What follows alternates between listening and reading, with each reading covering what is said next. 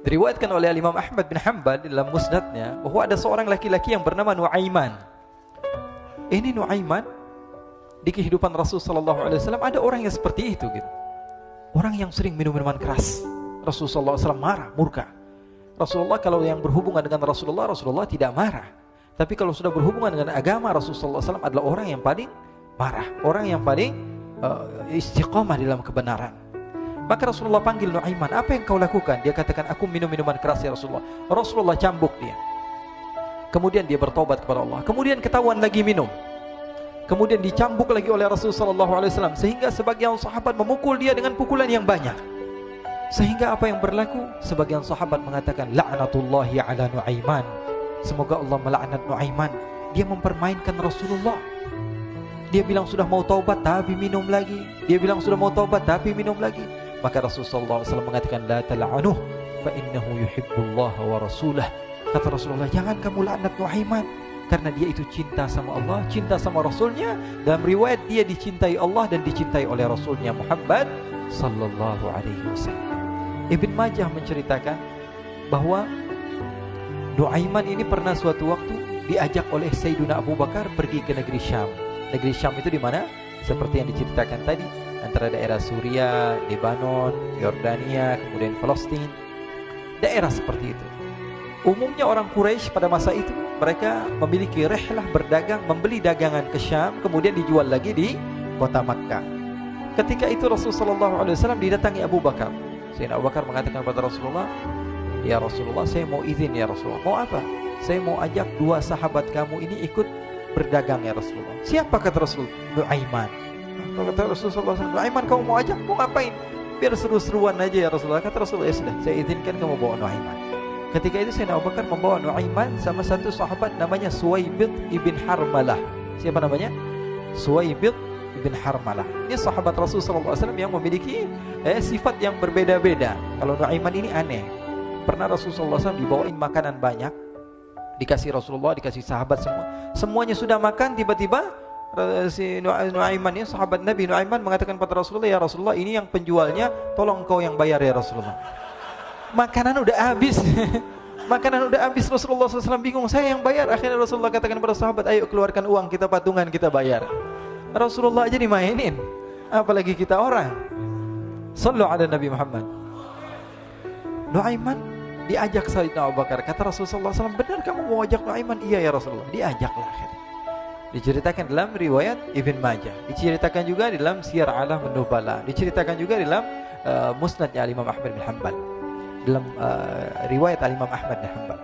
Maka diceritakan Nuaiman diajak oleh Sayyidina Abu Bakar. Sesampainya di negeri Syam, semua dibagi tugas. Fulan bin Fulan kerjaannya ini, Fulan bin Fulan kerjaannya ini, semua memiliki kerjaan. Nuaiman tanya, wahai Abu Bakar, kerjaannya saya apa wahai Abu Bakar? Kata Sayyidina Abu Bakar, kamu mau ngapain terserah kamu wahai Nuaiman. Yang penting kamu ikut saya kan. Kemudian satu di antara mereka namanya Suwaibid ibn Harmalah ditanya oleh Sayyidina Abu Bakar, wahai Suwaibid, kamu mau kerjaan apa? Kata Suwaibid, terserah kamu wahai Abu Bakar. Kata Sayyidina Abu Bakar, kamu menjaga makanan, karena saya tahu kamu ini adalah orang yang senantiasa menjaga amanah. Suwaibid ini kalau disuruh maju dia maju, disuruh mundur dia mundur, disuruh ke kanan dia ke kanan, disuruh ke kiri dia ke kiri. Orang yang ikut aja. Kalau Nuaiman beda, disuruh maju dia ke belakang, kasih sen kanan ke kiri belok. Nuaiman itu orang yang berbeda. Maka Suwaibid mendapatkan tugas, semua mendapatkan tugas kecuali Nuaiman. Sehingga ikhwani, apa yang berlaku, apa yang terjadi? Sayyidina Abu Bakar pergi sibuk dengan kesibukannya, sehingga datanglah waktu siang. Nuaiman sudah lapar. Nuaiman cari makanan. Dia nggak punya uang, diajak Sayyidina Abu Bakar tapi tidak diberikan uang. Sehingga dia cari-cari makanan, dia tahu Suwaibid yang jaga makanan, dikatakan, wahai Suwaibid, saya mau makan, berikan kepada saya satu roti saja. Yang terpenting apa? Saya makan sekarang, saya sudah lapar. Kata Suwaibid, ya Allah Nuaiman, kita tunggu Abu Bakar saja sehingga dia datang, karena ini amanat. Amanat dari Abu Bakar, saya tidak boleh berikan kepada siapapun kecuali atas izin Abu Bakar. Kata Nuaiman, kasih saya makanan, kalau tidak saya bikin masalah sama kamu. Merah wajahnya Suwaibid, karena dia tahu, jangankan saya, Rasulullah aja dimainin. Bingung, apa yang harus saya lakukan? Akhirnya Nuaiman bilang, gampangannya aja, kata Nuaiman, kamu kasih saya makanan, atau kalau tidak saya bikin masalah sama kamu.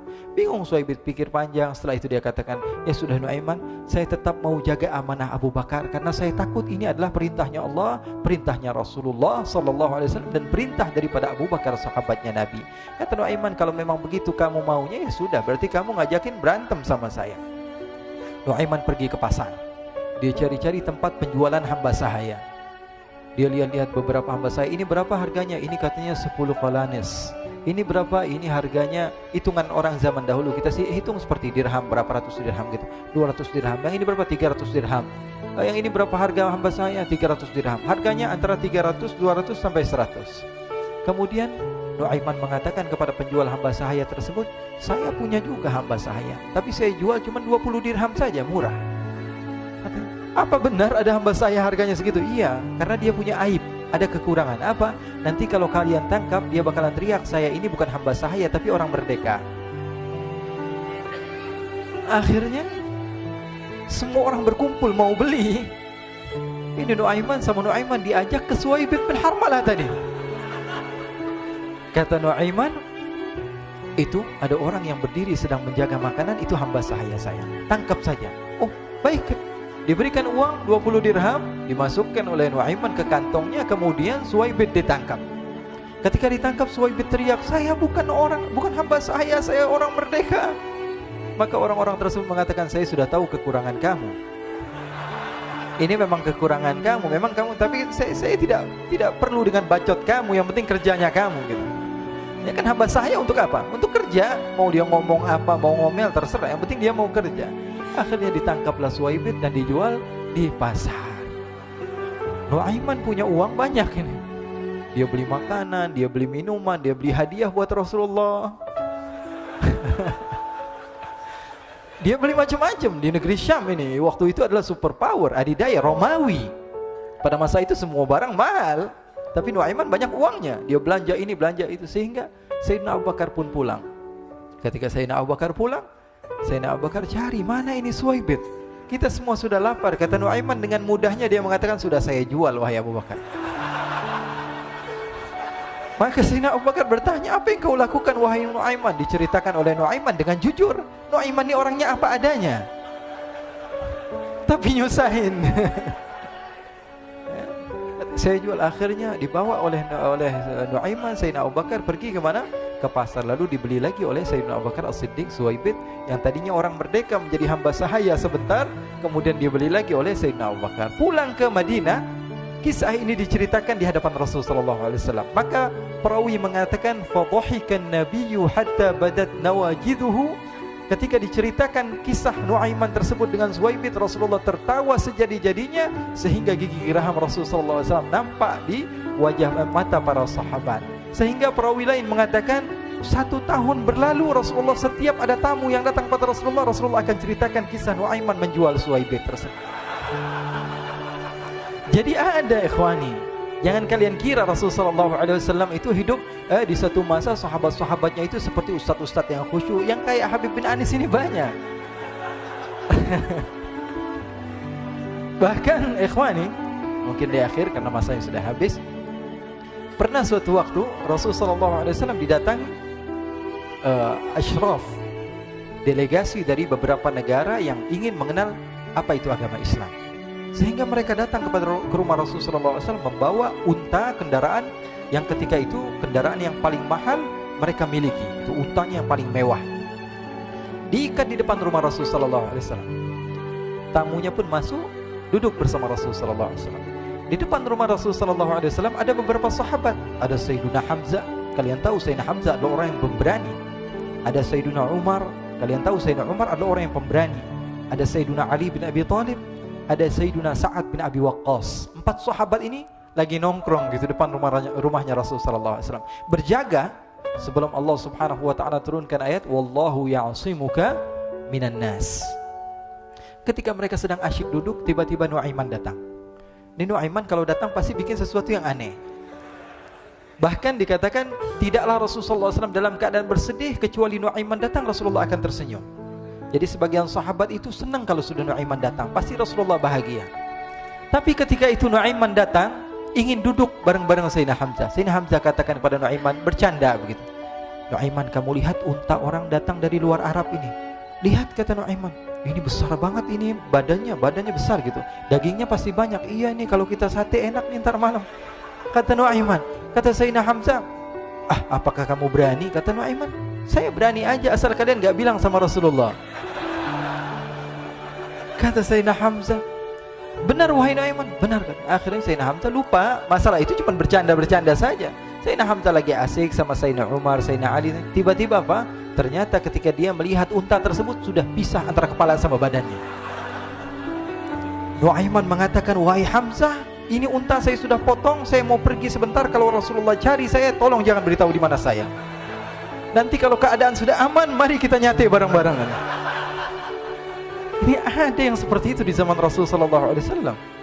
Maka dia pun berlari dan berlari mencari satu tempat supaya Rasulullah SAW dia selamat daripada Rasulullah SAW. Sehingga Sayyidina Hamzah bingung, ini kalau Rasulullah keluar gimana?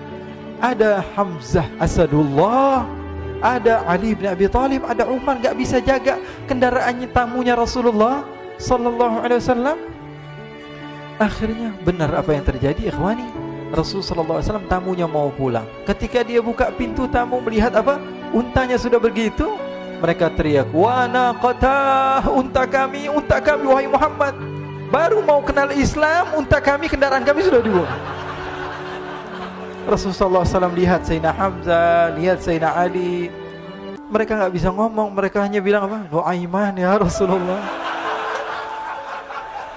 Rasulullah perintahkan Sayyidina Umar, wahai Umar, sekarang kamu ambil uang, kemudian kamu gantikan, kemudian kamu berikan 2 kali lipat daripada harta unta ini, sehingga apa?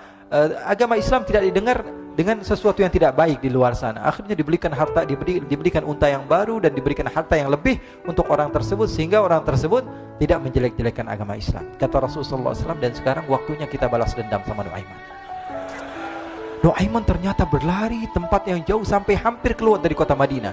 Dia dapatkan seorang sahabat Nabi yang hadir juga dalam peperangan Badar, namanya Al-Miqdad bin Al-Aswad. Siapa namanya? Al-Miqdad bin Al-Aswad ketika itu sedang menggali sumur. Ketika sedang menggali sumur, Nuaiman datang. Nuaiman katakan kepada Miqdad, wahai Miqdad, wahai sahabat Rasul, kamu orang yang hadir dalam peperangan Badar, kamu adalah orang yang hebat. Dipuji-puji sama Nuaiman. Ada maunya ini. Akhirnya dia bilang, wahai Miqdad, tolong saya. Kenapa wahai Nuaiman? Kamu ini kekasihnya Rasulullah, orang yang disayang sama Rasulullah. Kenapa? Saya ini sedang dikejar-kejar orang jahat. Tolong selamatkan saya. Saya pengen masuk ke dalam sumur, boleh atau tidak? Kata Miqdad, siapa yang mengejar kamu? Pokoknya saya dikejar sama orang-orang. Kamu mau atau tidak selamatkan saya? Ya sudah, selagi kamu itu adalah sahabat Nabi, silahkan kamu masuk.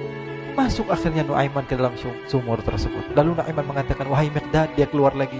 Nanti kalau ada yang cari saya, tolong jangan beritahu saya di dalam sumur ya. Kata Miqdad, baiklah. Kata Nuaiman, siapapun yang bertanya tentang saya, kamu tidak akan kasih tahu? Iya, kata. Walaupun Rasulullah yang tanya saya? Katanya, enggak mungkin Rasulullah datang ke tempat sejauh ini. Iya, walaupun Rasulullah. Akhirnya masuk Nuaiman. Setelah beberapa menit Rasulullah dan rombongan benar datang. Miqdad bingung ini. Ini kenapa Rasulullah datang ke RW kami ini? Ada apa ini Rasulullah sampai sejauh ini? Ditanya, ya Rasulullah, ada apa ya Rasulullah? Kata Rasulullah, saya cari Nuaiman. Di mana Nuaiman? Inna lillah, kata Miqdad. Enggak dijawab ini Rasulullah. Kalau dijawab saya ingkar janji. Akhirnya apa dia katakan? Wahai Rasulullah, mata saya tidak memandang kepada Nuaiman, tapi tangannya nunjuk ke dalam sumur. Sahabat.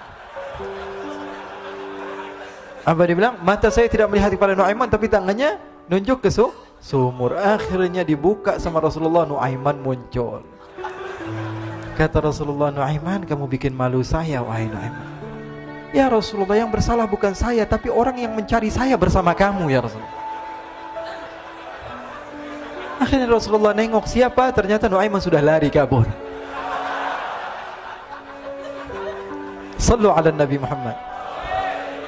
Kisah-kisah seperti ini sebenarnya banyak sekali ya. Ini menunjukkan kepada kita bahwa kehidupan Rasulullah itu begitu indah. Rasulullah SAW, kalau kamu mau menjadi orang yang baik, contoh Rasulullah. Mau menjadi bapak yang baik, contoh Rasulullah. Mau menjadi pemimpin peperangan yang baik, Rasulullah. Mau menjadi murid yang terbaik, contoh Rasulullah. Bagaimana akhlak Rasulullah. Mau menjadi suami yang baik, contoh Rasulullah. Dalam segala hal, apapun itu, Rasulullah SAW adalah makhluk yang paling terbaik.